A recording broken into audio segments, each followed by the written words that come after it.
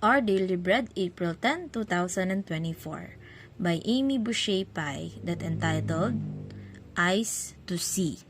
For today's scripture, we have Isaiah's Kapitulo 42, versikulo 5 hanggang 9. Sabi dito, ang Diyos na si Yahweh ang lumikha ng kalangitan. Nilikha rin niya ang lupa at nagbibigay buhay sa lahat ng bagay dito sa daigdig. Kaya't sinabi ng Diyos na si Yahweh sa kanyang lingkod, akong si Yahweh ang tumawag sa iyo sa katwiran. Binigyan kita ng kapangyarihan upang pairalin ang katarungan sa daigdig.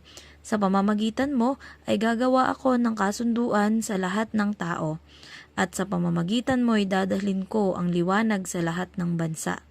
Ikaw ang magbubukas sa mga mata ng mga bulag at magpapalaya sa mga bilanggo ng kadiliman. Ako si Yahweh, yan ang aking pangalan. Walang makakaangkin ng aking karangalan. Ang papuri sa akin, hindi sa Diyos-Diyosan.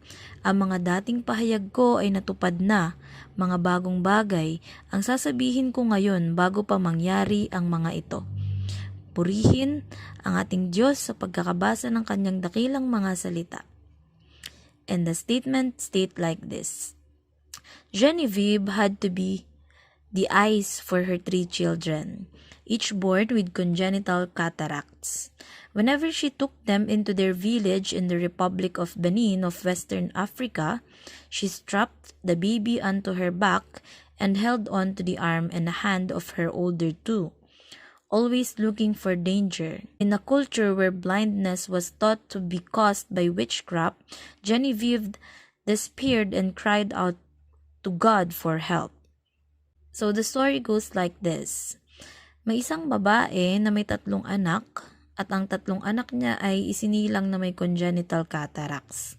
Ito yung kondisyon ng mga mata kung saan yung lens ng mga mata ay may cloudy-like structure na humaharang sa paningin, kaya imbis na malinaw yung sight, napapalabo nito. At sa ibang case ay pinapahirap nitong makakita ang isang taong may cataracts.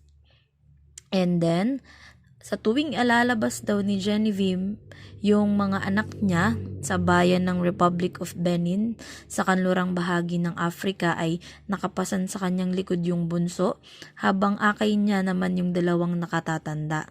In addition, sabi dito, isa daw sa mga kultura or paniniwala ng mga tao doon na ang pagkabulag ay bunga ng mga pangkukulam.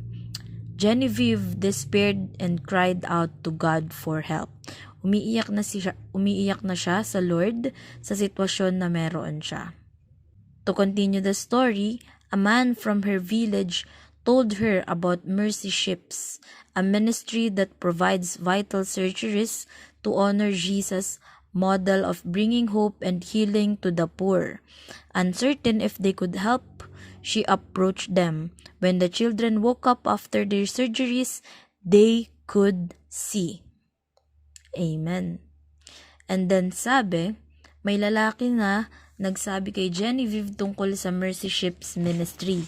Ito raw ay isang ministeryo na pinararangalan si Jesus sa pamamagitan ng pagpaprovide ng surgery sa mga mahihirap. Kahit hindi sigurado si Genevieve na mapapagaling nito yung mga anak niya, ay nagpunta pa rin siya. And after the surgery, noong nagmulat ang mga mata ng kanyang mga anak, sila ay nakakita. Praise the Lord for every miracle that is happening to our life.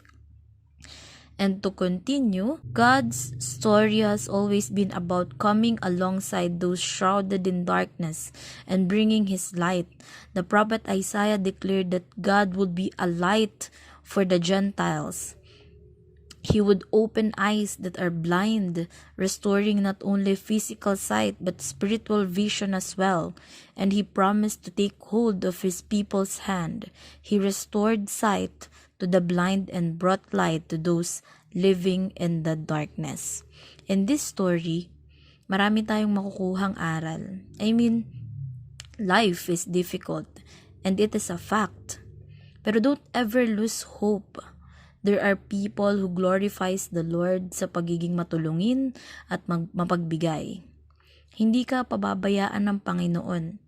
Gagamit siya ng mga tao sa paligid mo kahit hindi mo kakilala to give you mercy para ipaabot ang pag-ibig niya sa iyo.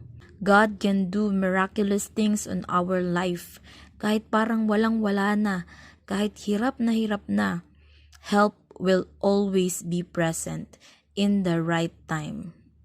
He can restore not only one specific sense, but everything in our life. Siya ang ating ilaw, siya ang liwanag na magbubukas ng ating mga kaisipan sa kung ano ang purpose natin at ang magpapakita ng kahalagahan ng buhay.